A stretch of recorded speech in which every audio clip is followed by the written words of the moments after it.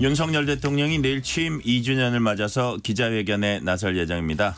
어떤 메시지가 나올지 관심이 큰데요. 관련 이슈부터 다른 주요 정치 현안까지 최재성 전 청와대 정무수석과 함께 분석해 보겠습니다. 수석님 어서 오세요. 안녕하세요. 자, 내일 기자회견 1년 9개월 만인데요. 주요 키워드 그리고 관전 포인트 뭐가 될까요? 역시 대통령과 대통령 부인 요거 아닌가 싶어요. 네. 그래서 대통령과 대통령 부인이네요. 예. 네. 그래서 이제 형식이 먼저 영상으로 대통령이 기조를 말씀을 하시고 그리고 기자실로 내려오셔서 이제 기자들과 질의응답을 하시겠다는 거 아닙니까? 네네. 그러니까 이제 포인트는 내려오셔서 질의응답을 하는 그 과정일 텐데요.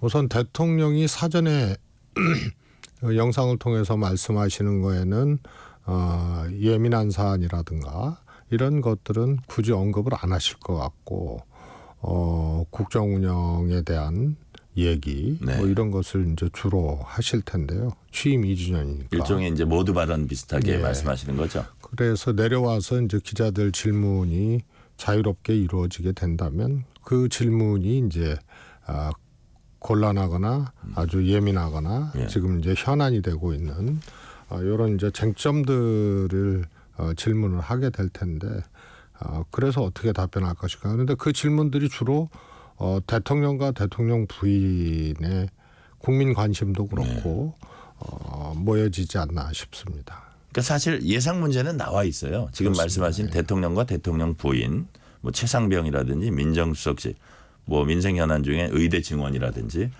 그러니까 예상 질문은 나와 있는데 대답이 어떻게 할지는 우리가 이제 지켜봐야 되는 건데 대통령이 꼭 답해야 되는 부분, 지금 이제 주로 이제 대통령과 대통령 부인이라 그랬는데 아울러서 또 대통령이 꼭 요거는 좀 명확하게 국민들께 대답해 줘야 되지 않나 싶은 부분이 있다면 또 어떤 게 있을까요? 사실 다인데 네네. 이 사안마다 이제 답변의 방식이나 내용이 좀 다를 것 같아요. 네, 예.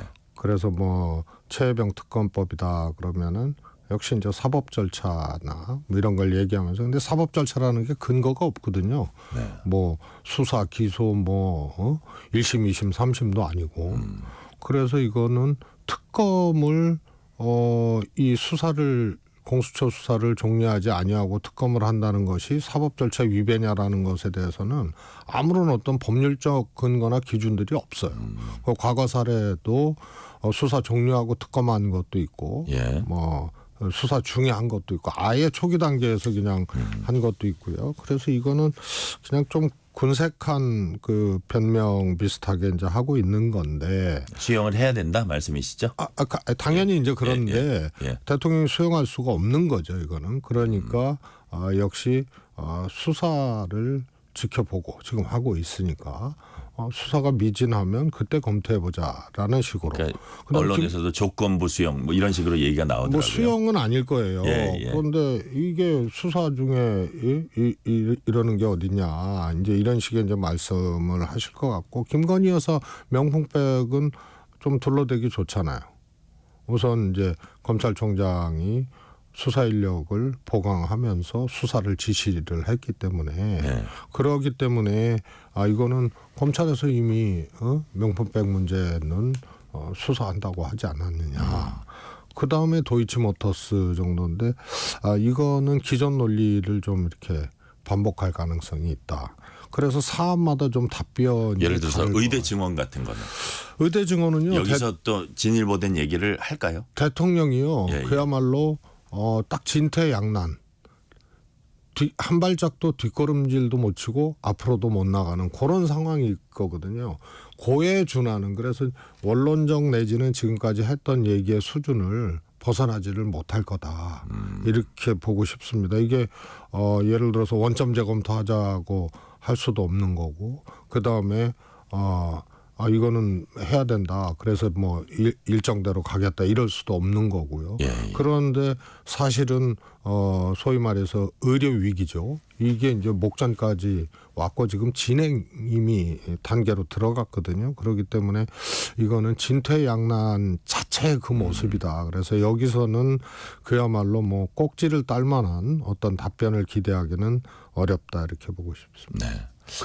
그렇게 예, 예. 된다면 결국은 대통령과 대통령 부인 직접 관련된 문제 이걸로 이제 조금 집중이 되지 않겠나 싶습니다. 관전 포인트가. 예, 예. 그러니까 만약에 어떤 임팩트를 줄래도 대통령과 대통령실 입장에서도 그 부분에 예. 줘도 줘야 예, 된다. 그렇습니다. 이런 식으로 제가 이해를 하고요. 반대로 말하면 이건 마이너스로 작용한다. 이런 요소들도 있을 수 있어요. 최 전 수석께서 만약에 대통령실 지금 참모라면 이런 말은 하지 말라. 어떤 조언을 좀 해 주시겠어요? 아니 근데 사실 이제 이제 한꺼번에 조금 매를 맞는다 그래야 되나요? 예, 예. 1년 9개월 동안 안 했잖아요. 예, 예. 그러니까 과정에서 조금 해야 될 얘기 풀고 갈 문제들을 사실은 그냥 밀어놓고 한꺼번에 지금 숙제를 하는 그런 예. 경위거든요. 그래서 제가 영수회담도 울며 겨자 먹기였는데 취임 2주년 기자회견 안 할 수도 없고 근데 1년 9개월 만에 하는 거거든요. 그러니까 질문들이 쏟아질 수밖에 없고요. 예, 예. 거기에 이제 조금 뭐 예를 들어서 뭐 매를 맞든 비판을 받든 하여튼 그 전에 조금 이렇게 설명하고 맞닥뜨려야 될 문제들이 한꺼번에 모여서 이렇게 오는 경우이기 때문에 제가 보기에는 얘기를 안 할 수 없는 형국이에요.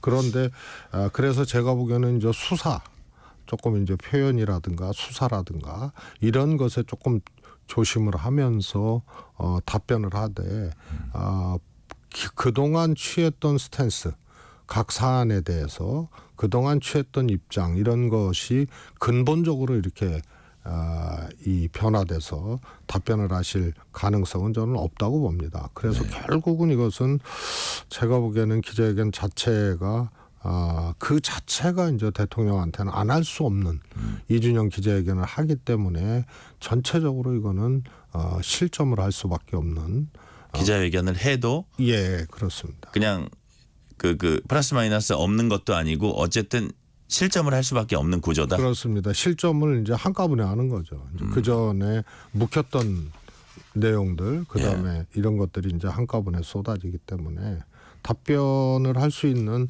사안들이 이제 국민들을 만족시킨다든가, 예. 저렇게 이제 변화된 모습을 보이는구나 할 만한 사안들이 없어요.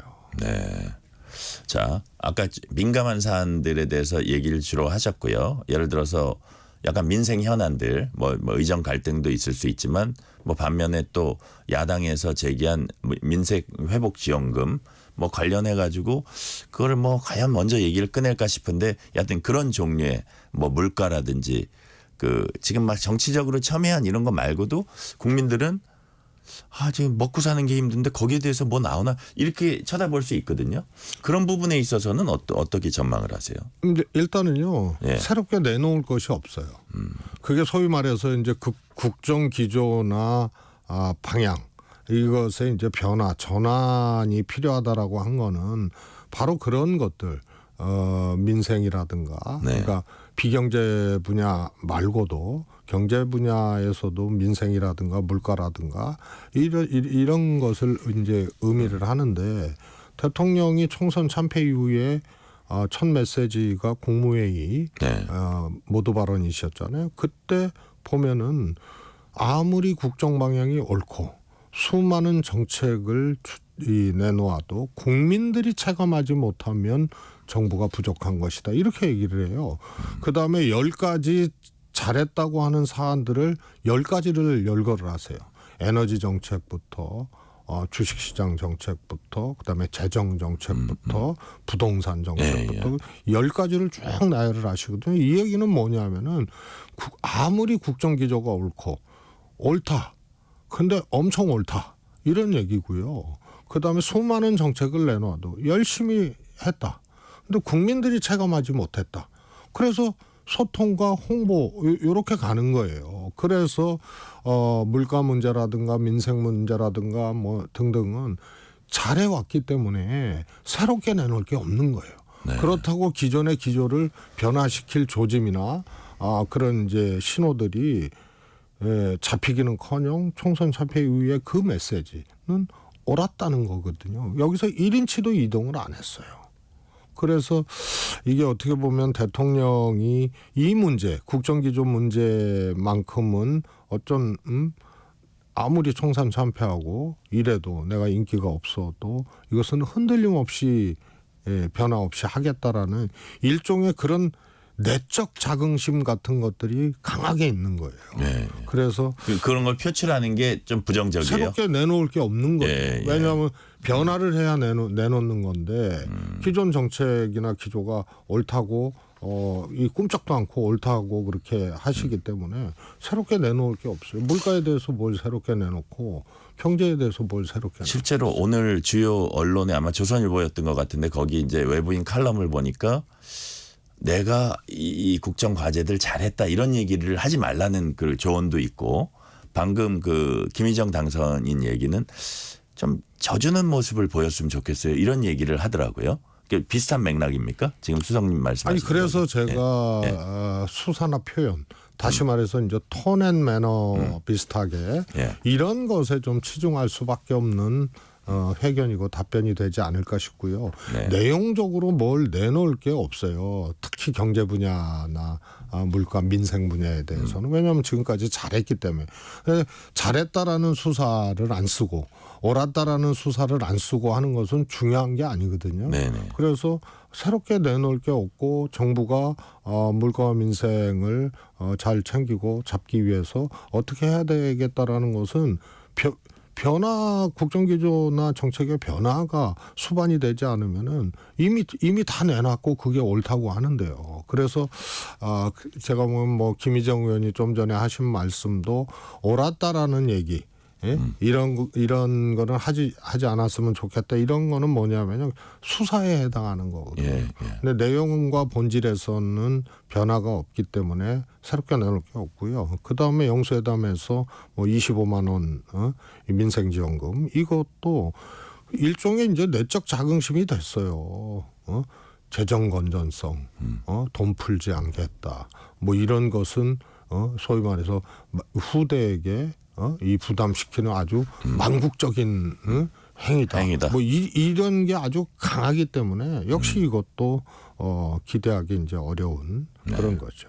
자, 김민전 국민의힘 비례대표 당선인은 김건희 여사의 특검 수용하는 대신에 김혜경 여사 국고 손실 의혹, 문재인 전 대통령 배우자 김정숙 여사 옷값 의혹까지 이른바 3김, 3김 여사 특검을 역제안했습니다. 이건 어떻게 보세요? 저는 그래서 이제 더 욕먹는 거거든요. 네? 그동안 보세요.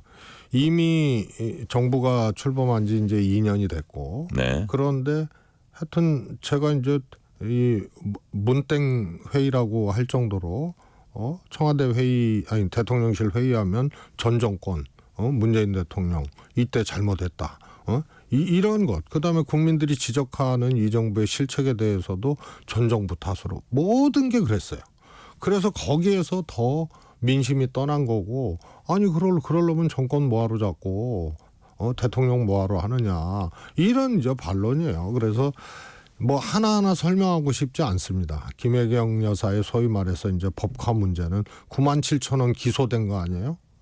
그것도 다 이재명 대표가 쓴 것이 아니고 그 수행했던 국회의원들 짬뽕값이거든요. 그리고 거기 나오잖아요. 이거 여사님이 알면 안 된다고.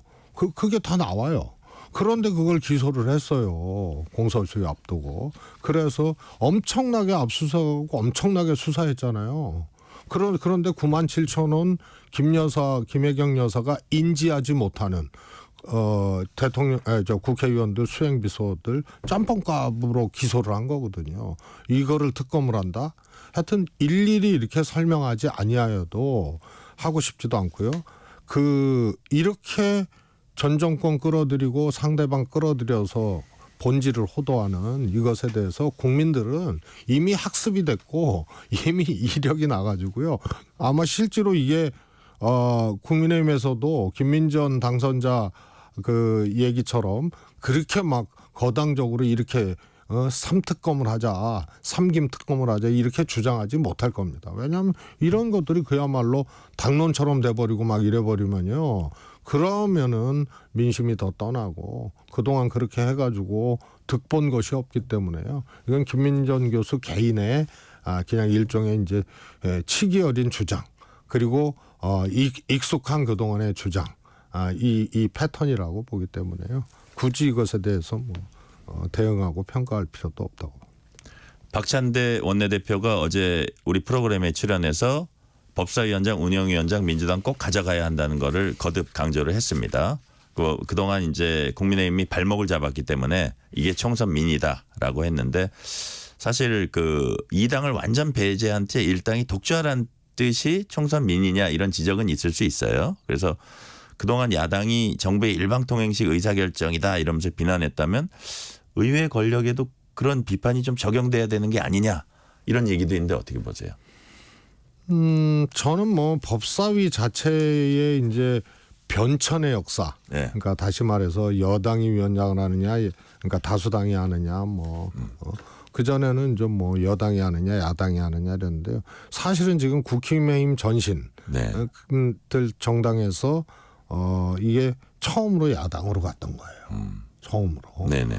그 다음에 이제 이 다수당에서 소수당으로도 가고 그러다가 지난 국회 때는 전반기에는 민주당이 했다가 후반기에는 다시 또 국민의힘으로 가고 이런데 중심에 국민의힘이 있었던 거예요. 국민의힘이 야당 때 주장해서 가져가고 이랬던 거거든요. 그래서 굳이 따지면은 민주당이 하는 게 맞아요. 그런데 이제 저 개인적으로는 정치적 견해로 본다면 법사위에서 민주당이 국민의힘이 법사위원장을 하면 불편하죠. 그리고 소위 말해서 발목 잡기, 길목 지키기 이런 것을 법사위에서 모든 법을 다 쥐고 그렇게 할 수가 있거든요. 그래서 그리고 또 법률을 개정해서 그야말로 자구심사 정도로 한다라고 해도 법사위원장이 회의를 안 해버리고 천연시켜버리면 그렇거든요. 네. 그래서 이제 패스트트랙 같은 것도 있는 거 아니에요? 직회부도 있는 거고요. 예, 지금은 이제 패스트트랙도 할 수 있는 충분한 의석이 민주당이 확보가 됐고 그래서 제가 보기엔 정치적으로 봤을 때 법사위까지 그렇게 논란이 되고 있는데 민주당이 다시 법사위를 하는 것이 그다지 좋아 보이지는 않는다고. 민주당에도 중장기적으로 과연 이게 도움이 될까? 사실은 도움은 되죠. 아니 효율성 측면에서 매우 도움이 되죠. 도움은 되는데 근데 이제 독식 이미지가 있으니까. 그렇습니다. 이제 그런 점에서 그리고 또 법사위원장을 민주당이 한다고 국회가 이제 순탄하게 되고 민주당 마음대로 그냥 속전속결로 되고 꼭 그렇지는 않거든요. 그래서 이제 여당이 또 소수당이지만은 저항할 수 있고 결국은 민심에 의해서 이것들이 좌우지되기 때문에 굳이 전부 다 독식할 필요가 있느냐. 오히려 이제 운영위 같은 경우에는 전통적인 룰에 이렇게 따라서 민주당이 하는 게 맞고 말씀드렸다시피 지금 대통령과 대통령실 또 대통령 부인 이런 문제가 결국은 국민들한테도 지적받고 비판받고 있는 문제이고 쟁점이고 하기 때문에 운영위는 민주당이 하고 법사위는 조금 양보를 해도 되지 않겠나 정치적으로 그런 개인적인 의견입니다. 마지막으로 질문 하나 드릴게요. 민주당은 검찰이 조작한 사건에 대해 이제 특검을 하겠다면서 이제 대책단도 만들었고요. 우선 이화영 전 경기도 평화부지사가 주장한 술자리 회유 의혹에 대해 특검 진행하겠다라고 했습니다. 조국 사건이니 울산시장 선거 개입 사건이 이런 것도 좀 거론이 되고는 있고요. 특검 만능주의란 지적도 나오고 검찰 수사 자체를 압박하는 게 아니냐. 사법체계 근간 흔들려는 거 아니야. 이런 비판도 나옵니다. 여기에 대해서는 어떻게 보세요? 저는 이제 특검 만능주의라는 말 혹은 또 특검을 그냥 동시다발적으로 22대 국회에서 엄청난 이 수의 특검을 진행한다. 이거는 우선은 이제 정치적으로는 효능감이 이제 떨어지는 거예요. 네네. 그래서 이것을 예를 들어서 국조사항이 있을 수도 있고, 그러니까 민주당도 이걸 잘 조금 분류를 해서 특검은 조금 압축적이고 선별적으로. 예, 선별적으로 이렇게 하는 것이 좋지 않겠나 싶습니다. 네, 오늘은 여기까지 듣겠습니다. 최재성 전 청와대 정무수석이었습니다. 감사합니다. 감사합니다.